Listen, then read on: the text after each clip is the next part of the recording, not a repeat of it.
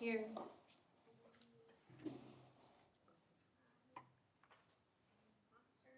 Present.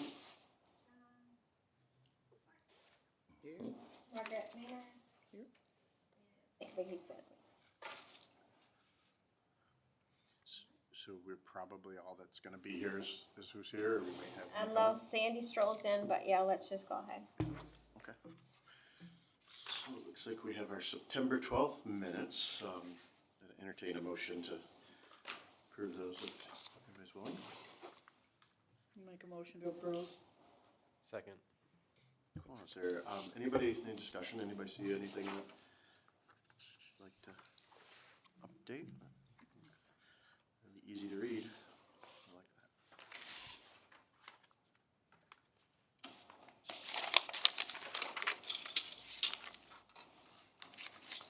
Alright. There's a lot, those are long minutes, but yeah.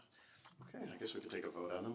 Nobody has any additions? I don't have any. Okay. All those in favor of approving the minutes as written, can say aye. Aye. Okay, so good to, was that an aye on the Sparks? Cool, okay. We will go on to, so with the public comments not related to the agenda, we have renaming the parks, Porta Johns and splash pad rules on there. So if either of you have anything that you would like to address to the Park and Rec Board that's not one of those three, we're happy to give you guys an opportunity.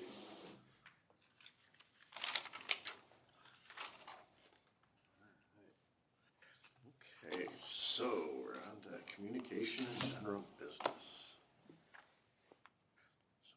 So where do we want to start? We can just go right into general business, that's fine. The renaming of the parks. All right. Yeah, so this is just a follow-up, in terms of naming of parks policy. Last month, I gave you the current policy that we follow in terms of guidelines. And I then, the next day, or the following week, had sent communications with the park board with a variety of different other communities and how they approach cleaning their facilities. Included in your packet this evening is a reply to that correspondence from Foster. And he had some good feedback in terms of reviewing what other communities do. Also included in your packets is a charitable fundraising policy that our grant writer, Megan Copley, compiled as a working document that focuses on what we were discussing. So, as you'll see, looking through the document, you'll see put down what the purpose of the policy is, donations and what those look like, if there's fundraising efforts that occur for a park amenity or a park period, acknowledgement of those that give gift donations, naming provisions. He threw in some random numbers or percentages, I should say, and nobody's really tied down to anything specific in that regard. And then furthermore, just like any other policy, you have definitions also for what have you. And then she came up with this proposal form that someone interested in pursuing a fundraising project and having the intent to have naming rights or things of that nature be considered, they would then fill out this form and then it would be reviewed from the Public Works Department as well as with the Parks Board. So everyone had a firm understanding of what the intents were. So there's a lot of information to go through, and I didn't want to bog down this evening's meeting with all of these intricate details without giving you the opportunity to read through it. So I was thinking if you had this with you, you're welcome to take your packet home with you. can send this to you electronically as well, so you have it, should you lose the piece of paper in your house. But, I'd like to have a conversation a little bit more in depth when we meet in November, after everybody's had that opportunity to kind of read through all of this that she worked on. It's a fantastic start, honestly, I didn't even realize she was working on it. And then she came to Josh and I and gave it to us, just this week. So this is really fresh information for us as well. We wanna have the same opportunity to kind of dive into the details as to what she came up with, and then reflect upon what other communities have, which she did her own research and looking at other communities and what they've done or are doing, and kind of did some compiling of all that.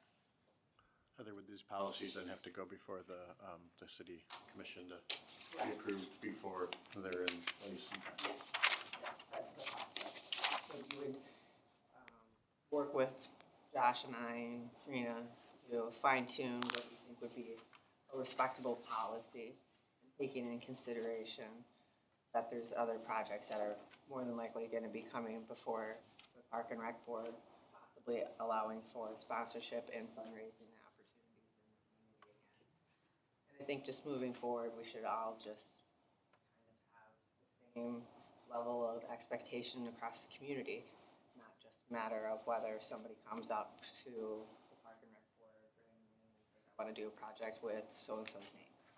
Which is kind of where we're at. It's pretty loose. So this is gonna add some more fine-tuned details and guidance for all of us moving forward. So in November, we could look back and see how well that addresses some of the questions and concerns Foster raised. 'Cause that probably I think so. time to- It's not that they're the same thing, but there's an overlap. Yes. I would think that that's an accurate statement. Do you believe that the, I guess this would be charitable fundraising, I don't know if the naming, do you believe this is also incorporates any corporate donors or corporate things? Yeah, further into the document, fundraising proposal is listed in there as well as a sponsorship policy too. Kind of touch base on all different ways that we have been successful in updating amenities and doing park projects. Just potentially foresee that in the future, some corporate donors, like some of the bigger cities have had. Well, awesome.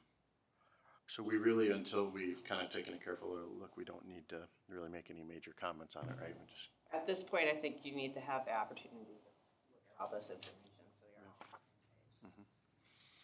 anybody have any initial, I mean, I know we're not gonna make any motions on it, but anybody have any initial thoughts that you wanna share while we're on this? Looks like it's gonna be good read for our homework. Yes, you did a great job. I'd very much appreciate the digital. Okay.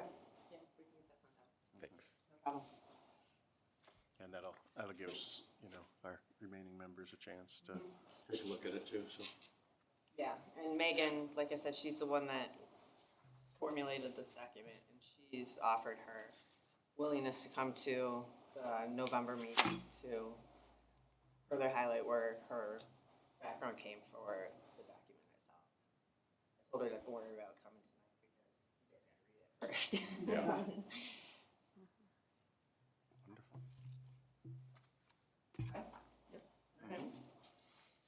The next item is, So- what you had, I'm sorry, Did nobody else respond to the, no, you were the only one, Foster. I read them. Those were some really long Yes, policies that some of those cities had. I read them. But I figured we needed to wait until we had a discussion. So November. November. It was done in November.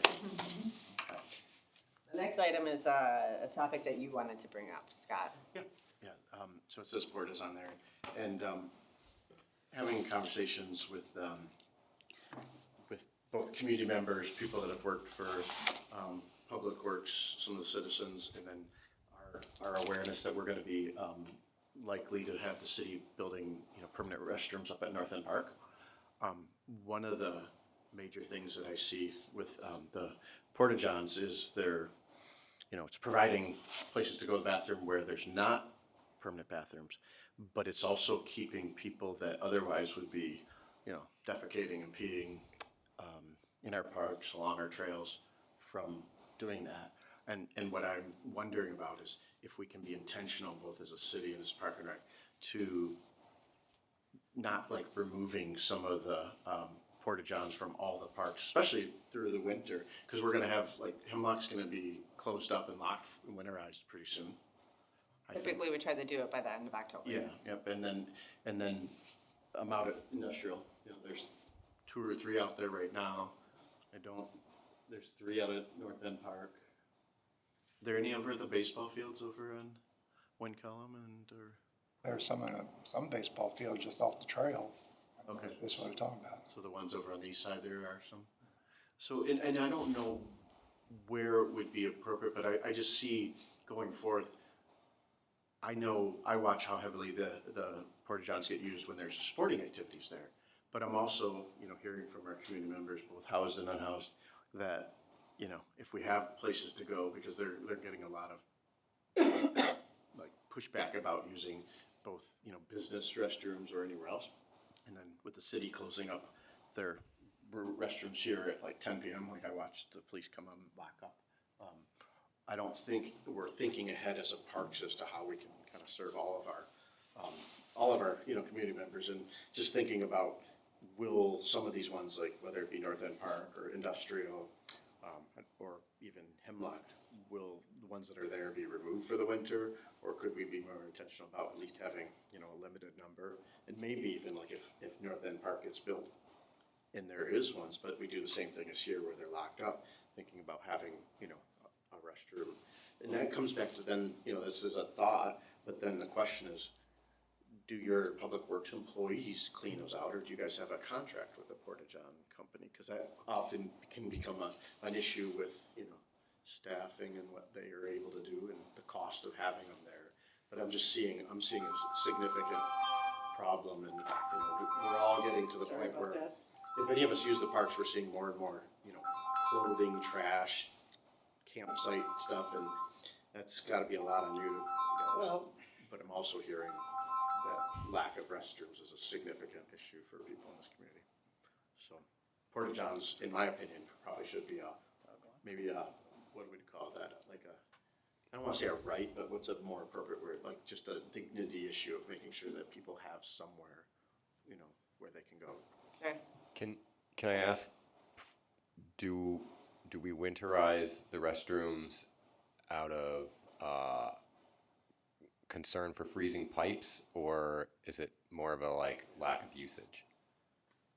They're not heated. So yes, Yeah. that's why they get winterized. So the public restroom facility locations would be Mitchell Creek Court, here City Hall, Hemlock, and then next year will be North End Park. Okay.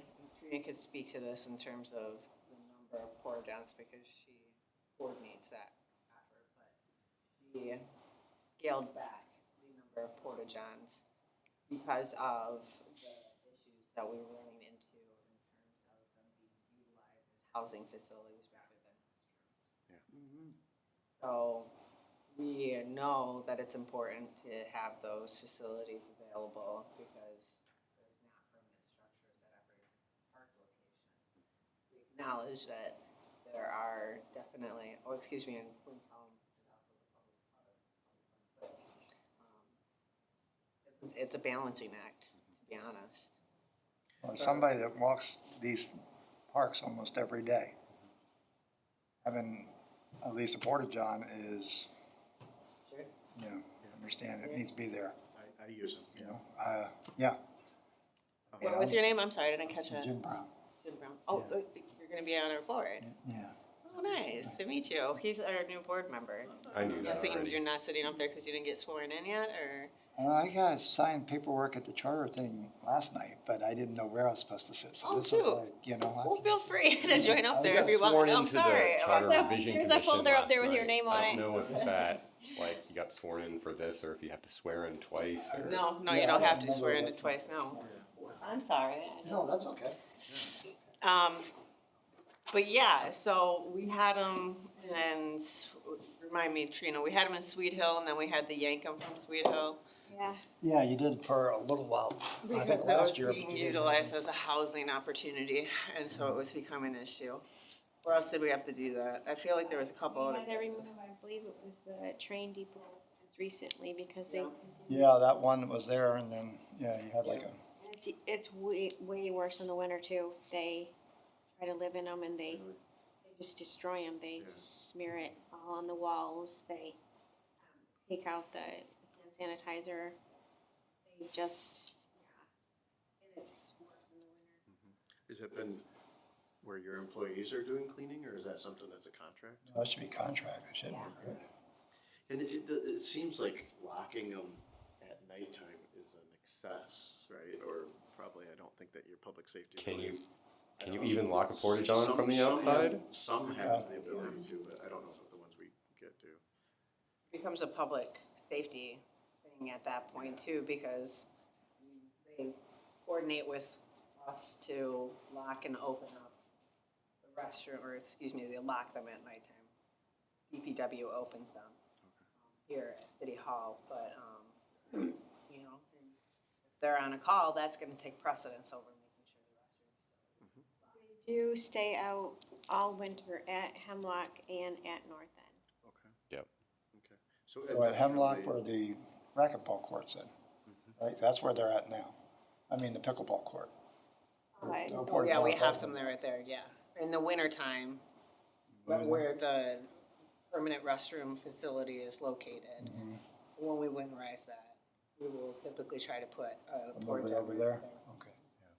So really, you know, there may not be a solution immediately, but being intentional about making sure that there's some accessibility even through the winter months seems like I say, you know, both a human dignity issue and again, I don't think that we necessarily need people, you know, going to jail because they're taking a leak or taking a dump somewhere. I mean, that could even happen to us, like we could be out walking the dog and have to go, you know. Being 60 plus, yeah, there's times when the coffee gets to, gets to you. And it's cold outside, that makes it even worse. Clay Cliff's not such a big deal. You can find a place, you know, but some of these parks, yeah. So, and will they winterize like the Mitchell Creek Park? Does that typically get winterized too? Yes. Okay. So, yeah, I don't know what the long-term solution is, but at least a minimal amount of porta johns in whatever are the appropriate locations. You know, because what were we gonna do when the new park gets built over Depot? You know, was there gonna be restrooms involved with Depot? That is, yes, that structure is a pavilion and it has restrooms. Okay. But most likely, well, that could get used in the winter, so, you know, had that gotten thought through with the planning to whether or not there would be heat and the restrooms would be available in the winter, is it gonna be the same situation? I mean, there's gonna be a business inside the depot building itself. Cause I thought part of the purpose was for like snowmobilers and skiers and things like that, so. Something just that we have to maybe talk, you know, about or again, just Yeah, try to when we be get more closer to the intentional. winter season, November, December meetings, we don't meet in December. So November, we can look at where we're gonna have them strategically placed in the parks and report back and let you know.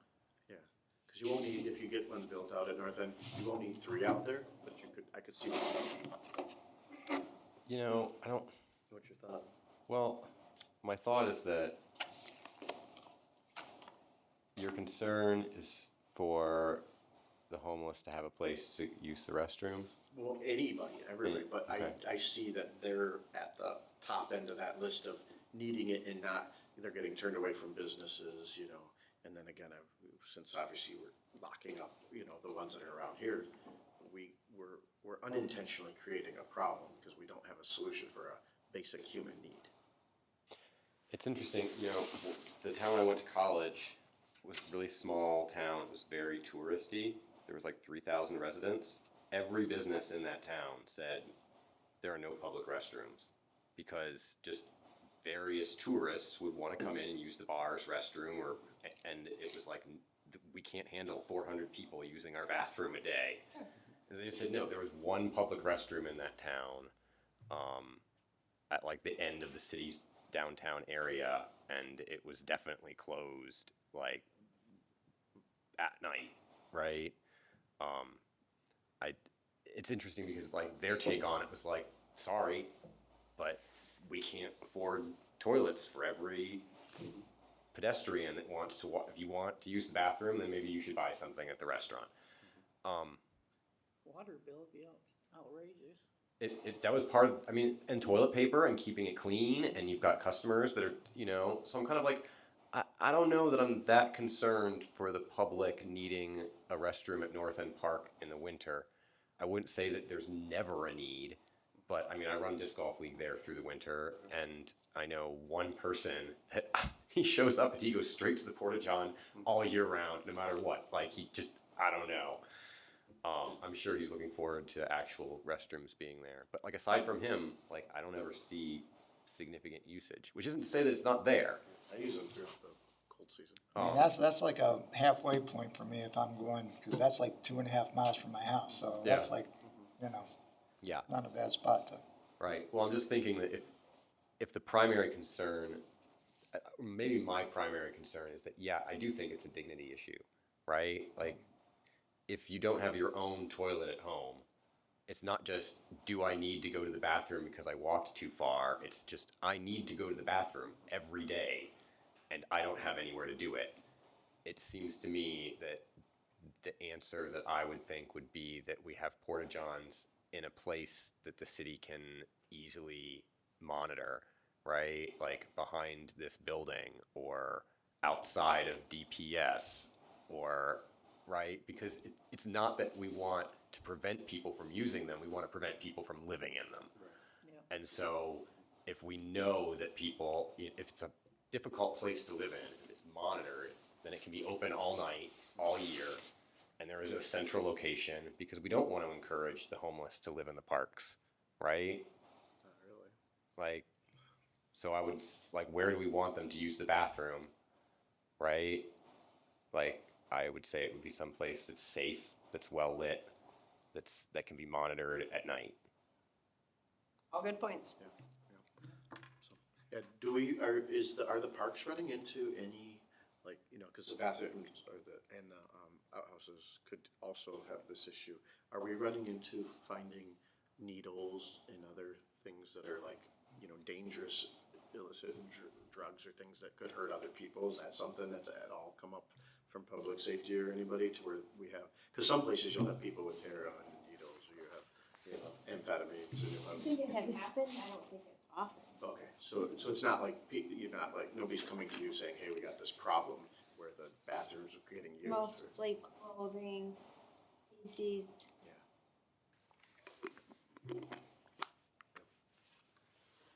And apparently even, it's probably not the people that are sheltered at Our Brother's Keeper. I mean, they have a minimum number of bathrooms, but they're pretty good about, they're people that are staying there from conversations with the folks that are sheltered there. It's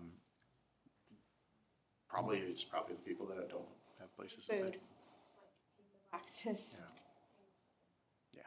Wouldn't expect in there, but But they're also, like, I was gonna send you guys pictures of where by the softball fields, there's some, like a little campsite and, things that could use to be picked up. It's happening, right, in between things like the industrial field and the pipe yard. It's happening in all these different areas. Oh, yeah. So it's not just in If you the, happen to find it, let us know. yeah, because I've got we'll some pictures to share. Staff out to go and get it. Yeah. Yeah, when we come back in November, we can tell you where our intentions are to have Porta Johns in the winter. Yeah, that'd be cool. I mean, I wonder if there's any value in thinking about things like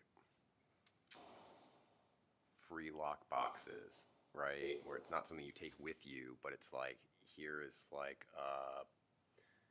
there's the sports equipment box at the industrial park, right? That like coaches or whoever can get in for flags. It's like if there was like a large container that you could freely use and put your own, and it comes with a lock and you get a key, and it's someplace that people can store belongings, right, safely throughout the day, so they don't have to trek it around everywhere and lose stuff. And similarly, it's like I imagine part of the reason why clothing is left behind is because it's soiled and they don't have anywhere to clean it. So it's like, well, that's harder, right? Like, can we have a manual, like, water pump washing station somewhere? I can't imagine trying to run a free laundry, you know, but like a manual crank your clothes through near, you know, the river or something, dump some water on it. Then you gotta worry about the pollution and stuff too. Yeah, well, I mean, I wouldn't think that the water would go back into the river, right? You bring the water from the river and you dump it on your clothes and then it drains where we direct it. But yeah, you've had to remove the dog houses, and I've seen the picnic tables are now, you know, removed from Hemlock Park. It just seems like there's a lot of like the reactionary, right? It's such a juggling, you know, thing. But like trying to, at least as a park and rec board, we should be like, how can we best orient the parks so that they're best, you know, utilized in the way that. No, it's good that you're talking about it, but to be completely honest with you, these aren't decisions that Public Works are making. These are decisions that Public Safety are making. Okay. To assist them with where they're having reoccurring issues. Yeah. So like you said, the Hemlock Park Pavilion, the picnic tables are gone. They leave in the wintertime anyways for maintenance. Okay. Just recently, we just lit up the Hemlock Park pavilions. So if you leave here and drive down to Hemlock Park, assuming it's dark, but anyways, that's all lit up. And that's gonna happen at North End Park too. We're going to have lights get put into the pavilions there. Okay. Because you want to be able to see on the cameras and just have The more. cameras and better public visibility. safety needs to be able to make sure that the areas are safe. Yeah. I mean, that makes sense. It's less welcoming to sleep someplace where it's well lit, generally, too. It's pretty bright. Yeah. Okay. Yeah. Do you run into any problems at some of the more or less used ones? Like, I don't know, the softball stuff over on the east side of town or like, is there problems with people camping out there? Or? Oh, while we're there playing, I couldn't tell you afterwards. I don't know if that's for the after games are done, but I'm certainly hearing not that. while we're playing. I'm hearing that Depot Park, because it's so close to the trail, is a challenging area. Yeah, there's some people there. I can tell you that for sure. Because I live over on the south Craftover. We see some evidence on the disc golf course too, but I don't chalk up lost clothing usually to like campers. I think it's usually disc golfers that lose a hoodie because they forget it or something. Including the dress that's out there. You saw that photo? No, I saw the dress. Oh. Walking the dog. Yeah, I made the worst drive at league. Had to take a picture with the photo. You can guess who had the worst drive on my card. Yeah. Yeah. So anyway, there you go. The things we don't really think about, but I just want to be more intentional, you know, as a part I said, in November, we'll tell you where we're gonna have them. Okay. Sounds good. Splash pad rules. So you all had this discussion last month regarding splash pad rules. The commission had the opportunity individually with the city manager to review those rules. And basically what became of the discussion internally with city staff is that we would like to recommend to the park board to accept the changes that are inside of the packet, which essentially is to get rid of the first rule, which all children ages 10 and under must be supervised by an adult. The mindset behind that was it was challenging to determine what would be the appropriate age to tell somebody when they can have their child at a park amenity not being supervised. Is 8 a better number than 10? Is 12 a better number than 10? People couldn't really figure out that number, and nor should we be trying to determine that number either. So when you, for example, if you go to a playground, we don't have ages listed as who can play on the playground. Do we at our pool? At our pool, but we have staff that are monitoring the facility. we won't be having people monitoring staff-wise who's using the facility. They'll be maintaining it, but they will not be policing it, more or less to say. So maybe the first rule, instead of getting rid of it, should be not a rule, but just a statement that the splash pad isn't supervised by staff. And like at like the beach where it's like, there's no lifeguard on duty. Yeah, it's on here. It says splash pad is unsupervised, use at your own Yeah. risk. Okay, So yeah, we would like to so- keep that recommendation. Yeah. But omit the first rule and then omit the last rule, which is open wounds and cuts are prohibited. Again, nobody's gonna be standing there policing whether or not somebody has a cut on their foot. So that's more of a common sense thing, I guess you could say. I mean, nobody's gonna be standing there policing any of these rules. No, but when it comes down to these other ones, it really comes down to just public safety in terms of utilizing a facility that people are getting wet and they're gonna be running around, right? Isn't that what the open wounds and cuts is about, public safety? In that case, it would be more in line of telling someone they can't use the facility. Identifying that they have an open wound, and telling them you can't use it. The other ones are for their awareness to not for their safety. I mean, I think that soap and detergent and shampoo are less likely to harm someone than blood. No, but they'll hurt the facility. Okay. It's not designed to withstand that kind of stuff. Yeah. Correct. Yeah, And then the other change that was recommended was to, instead of having a rule where the splash pad may be closed at any time due to weather, maintenance, or other operational concerns, it's just going to be a note posted onto there, because it's not really a rule per se, it's just Yeah. something that Yeah. keeps people aware. A little more explanation. Is that water system gonna have chlorine in it? Yes, it's the public water supply. But chlorine at a like a, It's considered Sanitizing, like, a irrigation pools or- system. No, so it's city water being pumped in and used, but then it goes into a basin and gets pumped over to the irrigation, so it's not reused. yeah. It's recycled in that sense. But then like, you know how like a pool has a limited amount or a minimum amount of chlorine that's supposed to be in there for safety purposes. This doesn't have that kind of. Correct, because a pool is being reused, so it has to be cleaned and remain cleanly. This is not being reused in this Just kind of sense. going through.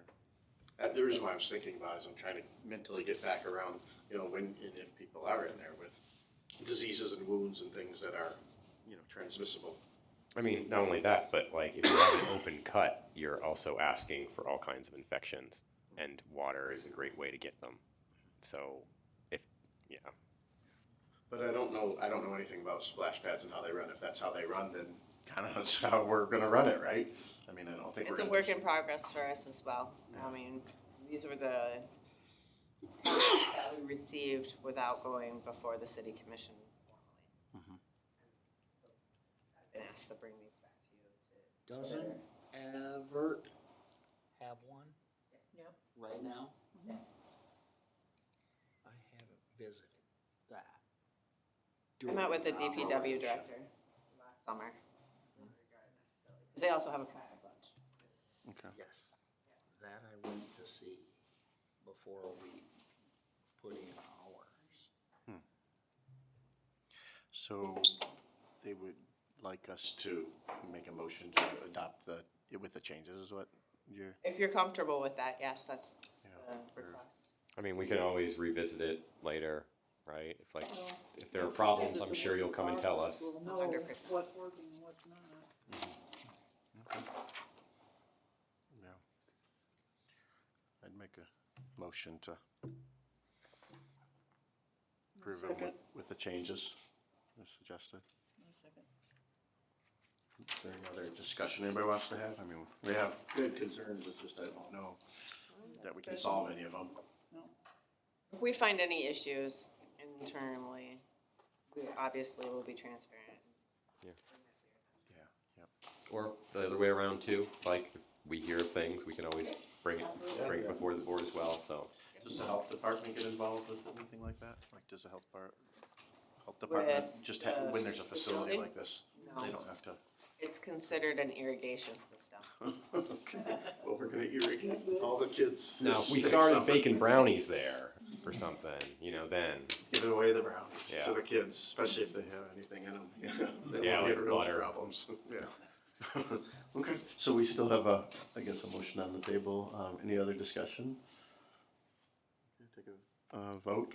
All those in favor of supporting the amended splash pad rules as described with the two removed ones? Can I say aye? aye? Aye. Would you like to participate in the thing? Well, I was trying to find where these amended rules are. Oh, I apologize. I didn't see 'em. Oh, yeah, okay. That would be. Yeah, I tried to find the old ones and then I didn't know they're at the very I'm back. trying, well, I saw, and people had sent me some, and that's why I was looking at the Yeah, yeah, iPad, but it just wasn't on the iPad, but, yeah, no. Yeah.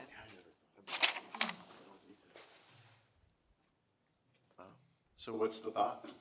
Opening May sometime for the splash pad? Is that? Oh. Spring, Spring. Yeah. What's it called? Spring? Yeah. We just winterized it today, so it's officially closed. Trial run. Yeah. Looking forward to the day that it opens, so it'll get a lot of use.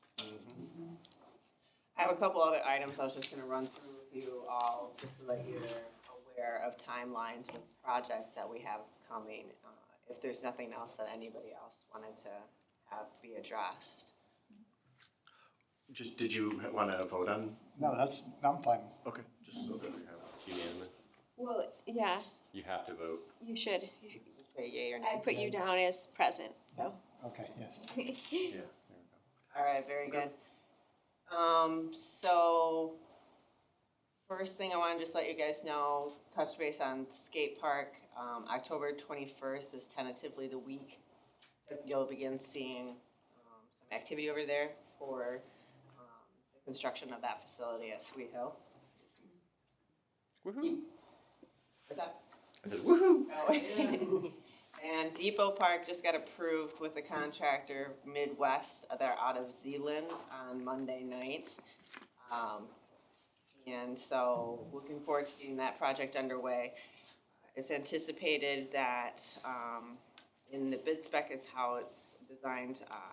The first part of the Depot Park will be focused to get the sewer, water, facility infrastructure into the park, specifically in front of that building, because we want to make sure that we have the base of asphalt for the parking lot to be done and allow the business that intends on opening up be able to do so by April 1st. So you'll see it kind of be done in phases. So that's the reasoning why we're working with the business owner. And then the remaining portion of the Depot Park, which includes not only the parking lot being paved, but also adding a pavilion / restroom facility. So that is anticipated to be completed by the end of next summer, early fall. So, much needed, well anticipated improvements for that location. And then, last but not least, I wanted to let everybody know Casey Stewart, her term is up as of right now. However, her husband reached out to me and she would like to continue being on the park board. She's okay for being gone for this absence, but once she accrues additional absences, we'll have to excuse her. She had a stroke not last Sunday, it was the Sunday before, I believe it was, and is doing okay. However, she's got to go through speech therapy, so we're gonna give her some saving grace and let her heal and get well, and then she'll be invited to come back with her term starting over. So you're saying that it's imperative that we all show up so that we have quorum until she is well enough to attend? That would be very helpful.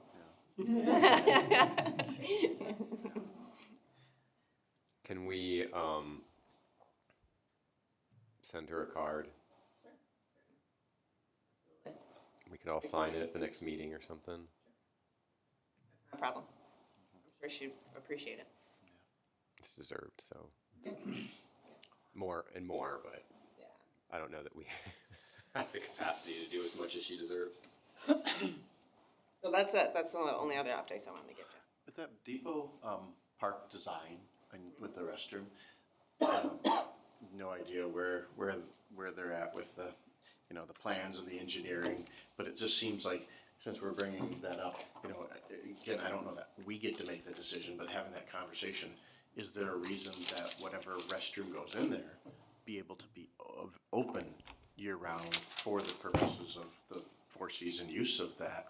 Because if it did, it could be as simple as whatever minimal amount of a, you know, little heating unit that would just be able to keep it from having freezing pipes. I have no idea, again, whether or not engineers can, you know, they can, planners, architects can kind of incorporate that, but it's more of a conversation cities should have. What's the intended use of it, you know, and if it's only gonna be the intended use of that park is seasonal, then maybe not, but if the intended is for season, it's just something to have a conversation about. We did Okay. internally. Yeah. We had the opportunity to discuss whether or not we were ready to have a restroom facility that was open all year round, mainly due to cost. And so when the facility was planned out, I believe we dedicated some additional space in the mechanical room. Moving forward, if that's something that needs to be reevaluated. But the initial plans that were put out in the bids is to have the facility operating the way that the remaining ones are maintained. But is this the Depot Park, you were saying for like snowmobiling and skiing or something because of the trail there? Well, we designed the parking lot with larger spaces to be able to have, you know, easier parking for those that utilize that facility during the time for snowmobiling. But if you're looking from the perspective of internally, how many times have you seen snowmobiles in the last 5 years utilizing White Pine Trail? Yeah, no snow makes it, yeah. Exactly. I've So seen do it a you ton. spend another see it every year. $100,000 when you know I already see people? dozens of them every Sunday when I go disc golfing. That was They extra. drive all over the place. Yeah, well, I They're horrible. understand. They're the most disrespectful people. Who's that? I'm The sorry. snowmobilers. I see them every year. I saw plenty last year and the year before. They drive all over the disc golf course. They drive over the tee pads. They're completely disrespectful to like. You haven't seen the park bicyclists in property. Florida. Trust me. Parking somewhere else. What's that? They're just parking somewhere else. Like, Well, or they're clearly- coming into town. They can ride their sleds from their house Yeah. just down the trail. You know. So it has been discussed, it's just, it hasn't been initiated that way yet. Yeah, it just makes us think, you know, yeah, I mean, if we're trying to attract, I mean, maybe someday we've got like winter fat biking or, you know, single trail bike, I mean, we just haven't really gotten to there where our facilities, and that's why the porta-johns are great, right? Because, I mean, you could have a porta-john out there if they're being used. I know it doesn't solve the other problem, but, yeah. So, So yeah, we plan on meeting again on the 14th and read your homework. Okay. anything else for the So good of take the, whole book. I'm just gonna take my homework. You're sending that electronically, right? Yes, I'll send it to you. Oh, Yeah, I like the electronic helps me remember to do it Yeah. because I can leave it We have unread in my Jim email mention- until I take care of it, Drummer. and then I know I've read it when it's read in my email. I guess we're adjourning at 7:14, I don't know if you're still running or not. Okay, 7:14, we're done. Again, I apologize, I didn't realize that you were